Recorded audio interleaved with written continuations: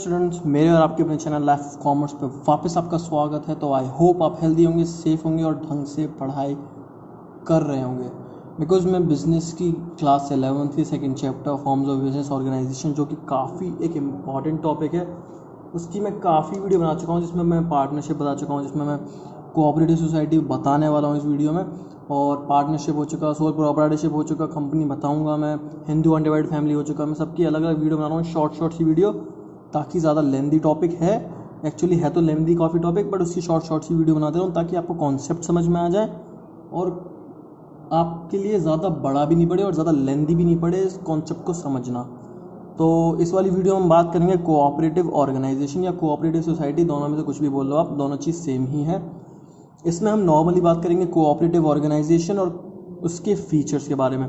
Next video बना दूंगा मैं इसकी मेरिट और डीमेरिट के बारे में। तो ये दो एक शॉर्ट सी वीडियो में पूरा का पूरा टॉपिक खत्म हो जाएगा, पूरी एक्सप्लेनेशन के साथ, पूरा कॉन्सेप्ट समझते हुए। तो मैं चाहता हूँ कि आप मेरे साथ इस वीडियो में आखिर तक बने रहें, ताकि आपको कॉन्सेप्ट समझने में कोई प्रॉब्लम नहीं हो। तो बिना देरी करे स्टार्ट करते हैं इस टॉपिक को। तो सबसे पहले बात करते हैं कोऑपरेटिव ऑर्गेनाइजेशन होता क्या है। तो कोऑपरेटिव ऑर्गेनाइजेशन में भी आपने सुना हो या मे भी नहीं सुना हो अभी तक, कोऑपरेटिव ऑर्गेनाइजेशन होता क्या है। तो सबसे पहले मैं बताना चाहूँ, कोऑपरेटिव ऑर्गेनाइजेशन जो है ना, वो प्राइवेट सेक्टर जो एंटरप्राइजेस थी उससे थोड़ा सा डिफरेंट होता है। बिकॉज प्राइवेट सेक्टर एंटरप्राइजेस में, ये प्राइवेट सेक्टर एंटरप्राइजेस के अंदर ही आता है, बट ये थोड़ा सा डिफरेंट होता है। बिकॉज इसका जो मेन मोटिव है वो म्यूचुअल हेल्प है, प्रॉफिट अर्निंग नहीं है। क्या है? म्यूचुअल हेल्प है, प्रॉफिट अर्निंग नहीं है। मतलब ये प्रॉफिट कमाने के लिए काम नहीं करता है। इसका जो मेन मोटिव है वो प्रॉफिट नहीं है, ये सिर्फ प्रॉफिट के लिए काम नहीं करता है। ये काम करता है कि एक दूसरे की हेल्प करने के लिए, एक दूसरे को ग्रो करने में हेल्प करने के लिए, ये सब के लिए काम करता है। कौन? Cooperative society.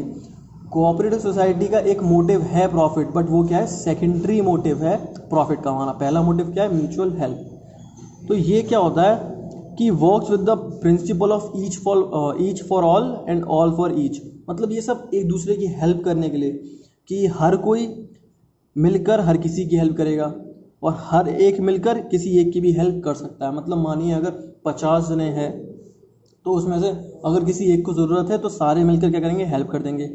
और अगर एक पूरी फॉर्म को ज़रूरत है, पूरे 50 लोगों को कुछ बड़ा सा प्रोजेक्ट लेना है, तो उसमें हर एक इंडिविजुअल कुछ ना कुछ हेल्प करेगा। तो इसी का मतलब क्या हो गया? Each for all and all for each. तो आई होप ये वाला प्रिंसिपल भी समझ में आ गया हो।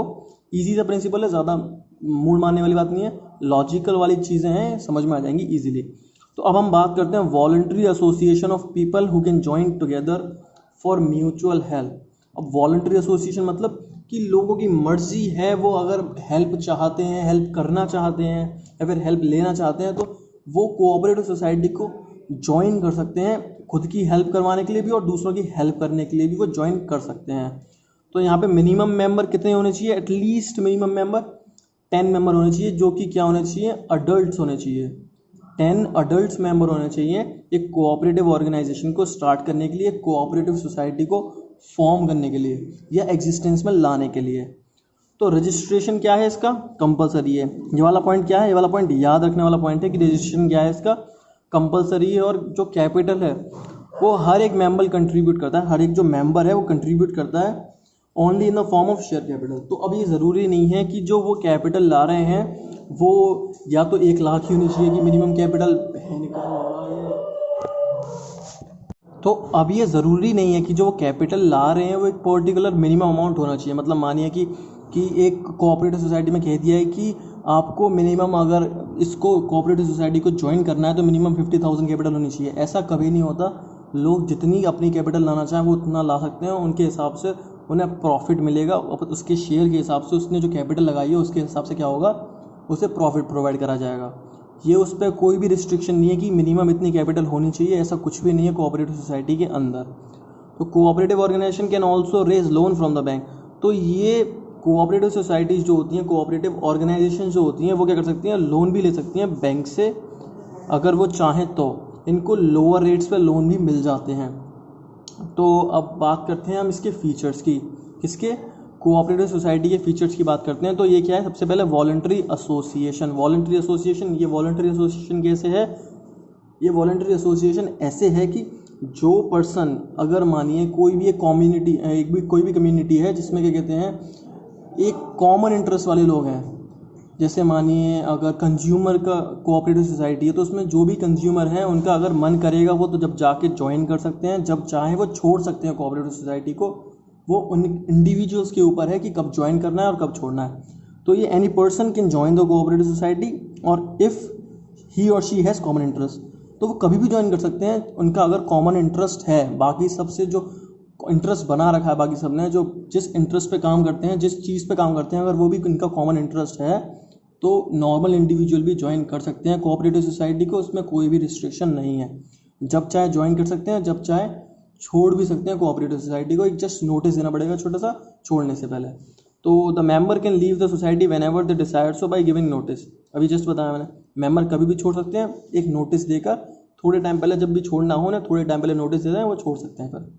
तो सबसे पहला हमारा फीचर तो हो गया। अब हम देखें सेकंड फीचर क्या है हमारा, लीगल स्टेटस।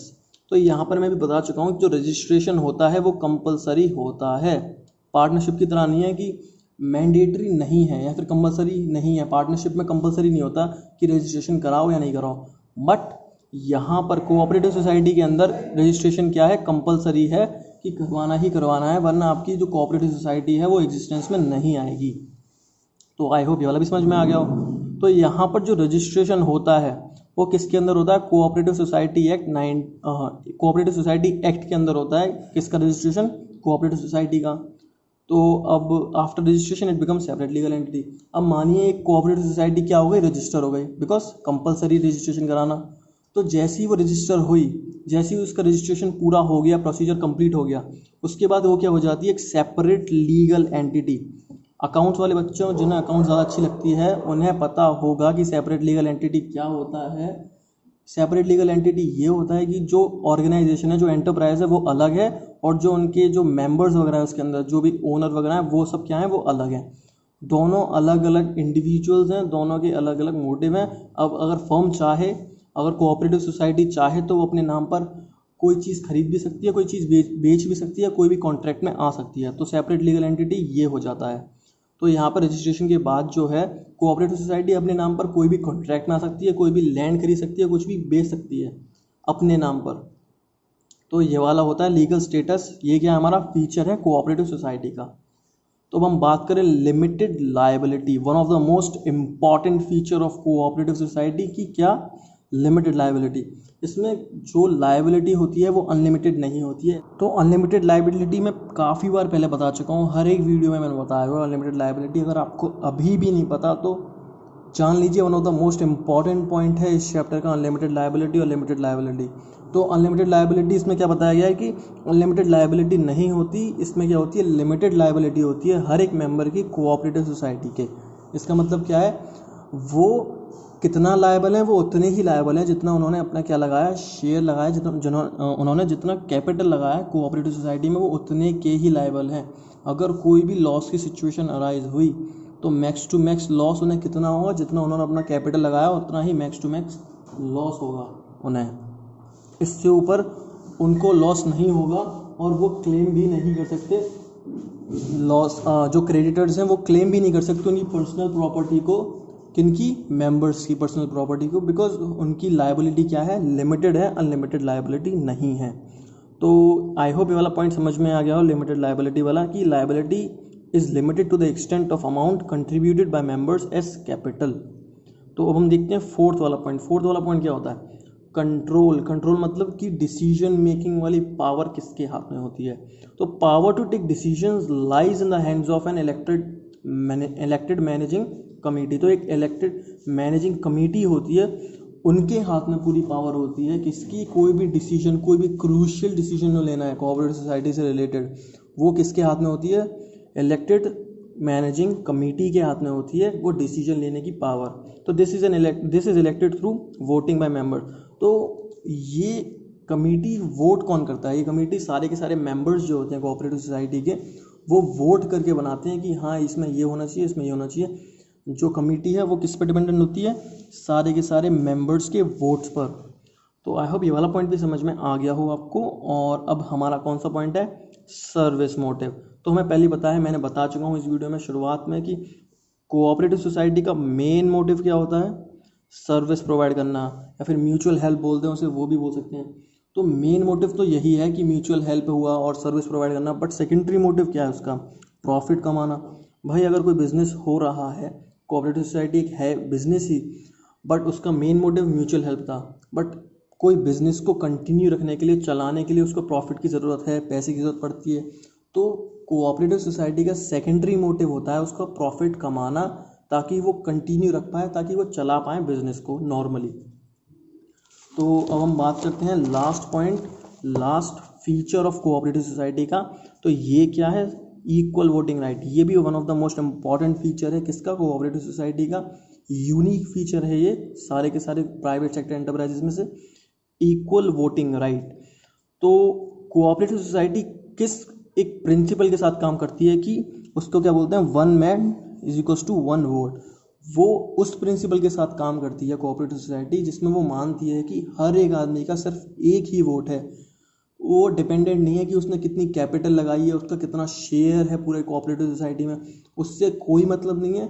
वो आदमी एक है तो उसके पास वोट कितना होगा? सिर्फ एक ही वोट होगा, वो उससे ज़्यादा वोट नहीं कर सकता। और वो अपने वोट से, अगर मानिए कि उसके कैपिटल के अकॉर्डिंगली वोट होने लग गए कि अगर इसके पास इतनी कैपिटल तो इतने वोट कर सकता है, तो वो अकेला पूरी की पूरी कोऑपरेटिव सोसाइटी के डिसीजन को मैनिपुलेट कर सकता है। इसीलिए क्या है, यहाँ पर एक डेमोक्रेटिक प्रिंसिपल फॉलो करा जाता है। वो क्या है? One man one vote. मतलब एक आदमी के पास एक ही वोट है, वो अपना वोट सिर्फ एक ही बार दे सकता है, मतलब एक ही कोई डिसीजन में वो अपना वोट सिर्फ एक ही दे सकता है, उससे ज़्यादा नहीं।